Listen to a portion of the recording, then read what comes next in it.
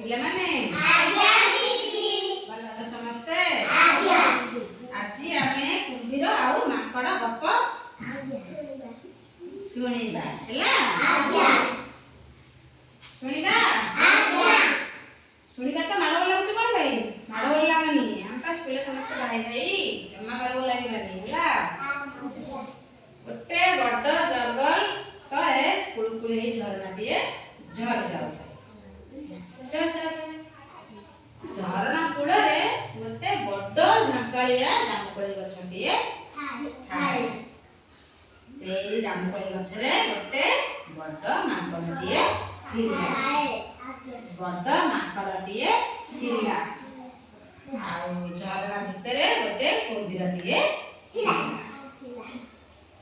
କୁମ୍ଭୀରର କେହି ସାଙ୍ଗ ନଥାନ୍ତି, ମାଙ୍କଡର ବି କେହି ସାଙ୍ଗ ନଥାନ୍ତି ହେଲା।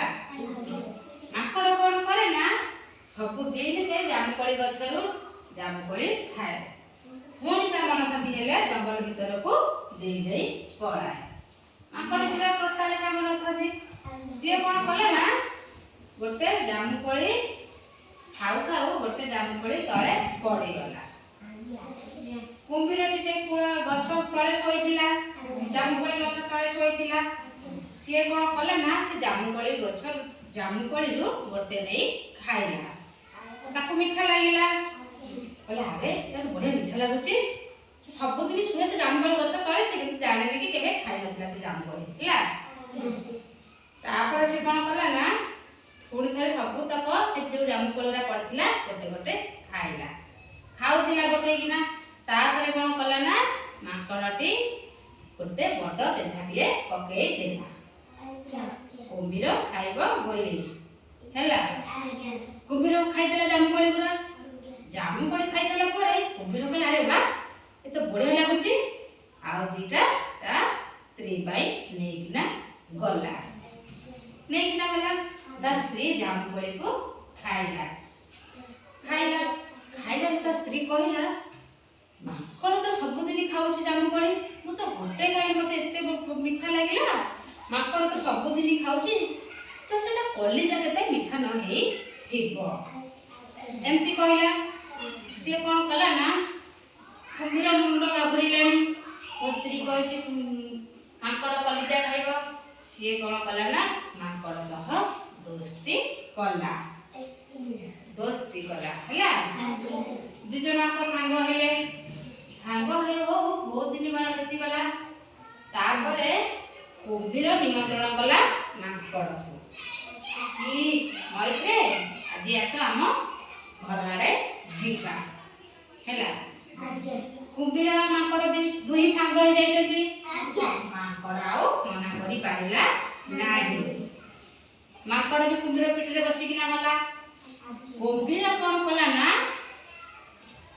ମଝି ଝରଣାର ମଝିରେ କୁମ୍ଭୀରଟି କହିଲା ଆଉ ବୁଝିଲ ମୈତ୍ରେ, ତମ ମୈତ୍ରାଣୀ କହିଛନ୍ତି ତୁମ କଲିଜାଟି ଖାଇବେ ହେଲା, ସେଥିପାଇଁ ମୁଁ ତୁମକୁ ନେଇକି ଯାଉଛି। ବୁଝିଲ କି ନାହିଁ? ମାଙ୍କଡଟି ସେତିବେଳେ ତା ମୁଣ୍ଡ ଘାବୁରେଇଲାଣି। ପାଣି ମଝିରେ ମୁଁ କଣ କରିବି? ମାଙ୍କଡଟି ସେତିବେଳେ ତା ନିଜ ବୁଦ୍ଧି ଖଟେଇଲା ହେଲା।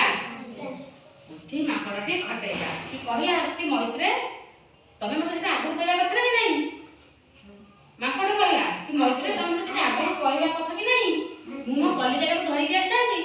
ମୁଁ ମୋ କଲିଜାକୁ ଜାମୁକୋଳି ଗଛ କଡ଼ରେ ସାଇତି ଦେଇ ଆସିଛି ହେଲା। ଯେହେତୁ ଏମିତି କହିଲା, ସାଙ୍ଗେ ସାଙ୍ଗେ କୁମ୍ଭୀର ପାଣି କୂଳ ମୁହାଁ ହେଲା। ଯେମିତି କୁମ୍ଭୀର ପାଣି କୂଳ ମୁହାଁ ହେଇ ଆସିଲା, ଯେମିତି କୁମ୍ଭୀର ଜାମୁକୋଳି ଗଛ ସିଧାସୁଧି ହେଇଗଲା, ମାଙ୍କଡ ଡିଆଁ ମାରିଲା କୁମ୍ଭୀର ପିଠିରୁ ଗଛକୁ ହେଲା। କୁମ୍ଭୀରକୁ ମାଙ୍କଡ ସେତିକିବେଳେ କହିଲା କି ମୈତ୍ରେ, ତମ କଲିଜାଟା ତମେ କଣ ଘରକୁ ନେଇକି ଆସୁଛ କି? ମାଙ୍କଡଟି ସେତିକିବେଳେ କୁମ୍ଭୀରକୁ କହିଲା କି ଆଉ କଲିଜା ମଣିଷ ମାଙ୍କଡର କଲିଜା କୋଉଠି ରୁହେ? ପେଟ ଭିତରେ ରୁହେ। ବାହାରିକି କଲିଜାଟା ବାହାର କରି ରଖିଲାଣି କି? ନା।